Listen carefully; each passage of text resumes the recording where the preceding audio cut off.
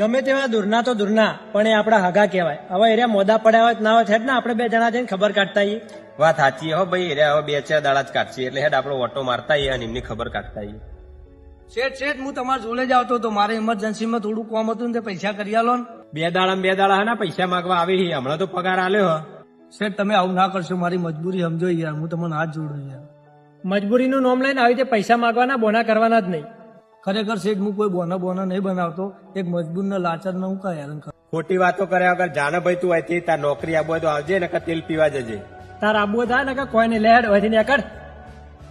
હે ભગવાન, આ જગતમાં ગરીબની કોઈ લાચારી અને મજબૂરી સમજતું નહીં અને આવી ધક્કા મૂકીને ગાડી મૂક. હવે તું જે કરે એ ખરું ભગવાન.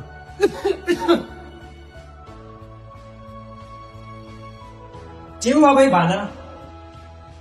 આવો ભાઈ આવો, આટલા બેહો. કેવી હે ભાઈ તબિયત? હવે હારી હે ને? હાલ તો દવા લાયા છીએ, ભગવાનને ગમે તે કરું. ભાઈ આવો બેહો તો ખરો. ના ના, અમારે હવે બેહવું નહીં. તમે તમારી તબિયત સાચવજો, હવે અમે જઈએ છીએ. ટાઈમે દવા લેજો અને કોઈ જરૂર હોય ને તો કેવડાવજો. જરૂર તો કોઈ નહીં, પણ મળતા એક શીખ આલવી હે. હા હા, કયો તમ તાર જે કેવું હોય કયો. જીવનમાં કોઈ ગરીબ લાચાર માણસની એવી આઈ ના લેતા કે એના મજબૂર થઈને તમારી ફરિયાદ ભગવાન આગળ કરવી પડે. જો કોઈ ગરીબે તમારી ફરિયાદ ભગવાન આગળ કરી દીધી તો એમાંથી તમને કોઈ શક્તિ કે ભક્તિ બચાવી નહીં શકે. અને ભાઈ હું મારી આ જિંદગીના અનુભવથી શીખવાડું.